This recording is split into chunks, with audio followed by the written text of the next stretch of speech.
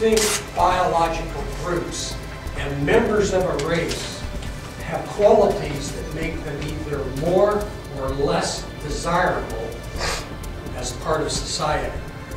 But there are other kinds of isms out there that we've heard besides that, such as sexism or ageism. I want to thank George for his patently ageist speech. And then there's anti-Semitism, which is an interesting word here in a synagogue. Well, I submit to you that there's another kind of ism, and I just coined that term recently, and it is Smoker-ism.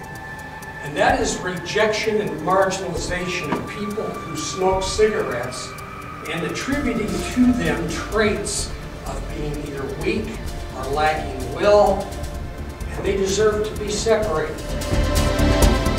I'm here to submit to you that smoking is not necessarily a voluntary habit that we popularly associate with the concept. Let me explain and give a little history. Back in World War II, the U.S. government gave soldiers cigarettes, compliments of the major tobacco companies. Millions of soldiers came back to the United States absolutely addicted, and they perpetuated the culture of smoking throughout our society, making it acceptable. And then we hit the 50s and 60s, where a few of us in this room grew up. The tobacco companies had free license. Marketing was everywhere. And they helped establish this idea that it is something to aspire to. Now let's have a little test here. I'm going to say 3 words, and then I want the rest of you to complete it with 4 words. And I bet you're going to do just great because you're Toastmasters. Winston tastes good. Like a cigarette should. Winston tastes good like a cigarette should. That has been imprinted in our minds. Ad Age considered that to be the 8th most powerful jingle in the history of advertising. But it didn't stop there. Then we came with the Marlboro Man, a cigarette that was actually designed for women because of the sissy filters. But they repositioned that brand to make it the most macho man brand in history. But it didn't stop there. We can think of Joe Campbell, the ultra-cool illustration. Children in the late 80s identified Joe Campbell more so than they did Mickey Mouse. That's how powerful this marketing is. And so we have to wonder, what is the result of that? Some of us in this room can remember, hold your hand up if you can, beginning the pleasures of smoking with candy cigarettes. Anybody else in the room? Quite a few of us. So why would the tobacco companies do this? Well, the American Lung Association has a comment about that. And it is, early onset of tobacco use contributes to greater rates of addiction, making adolescents a particularly vulnerable age. Specific neurobiologic factors may contribute to adolescent vulnerability. No kidding. According to the FDA, 90% of current smokers began smoking before the age of 18. Now we can talk about the substance that makes people attracted to cigarettes. That's nicotine.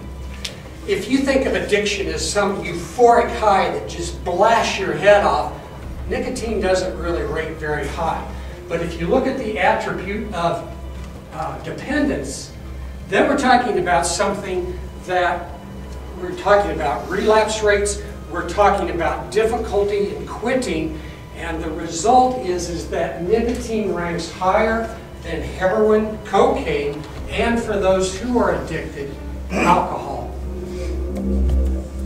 I submit that lots of people would have preferred to quit before they got addicted, probably would have preferred never to have gotten addicted at all, but this combination of cultural social forces plus nicotine has led to an addiction that is incredibly difficult to beat. So, what are the implications of that? In 2011, cancer was the second deadliest disease.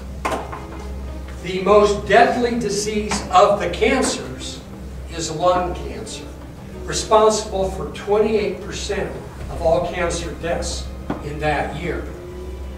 This year that we're completing, in just a few short days, 160,000 plus Americans died of lung cancer.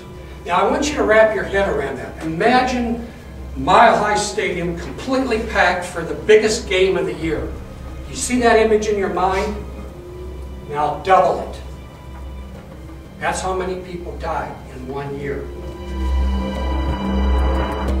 So what? Well, one way to measure how we approach the development of procedures to diagnose diseases and treat them is the amount our federal government spends on a disease relative to each death. So taking, for example, breast cancer, the federal government spent $21,500 per breast cancer death last year. They spent $1,500 per lung cancer death. What's the implications of that?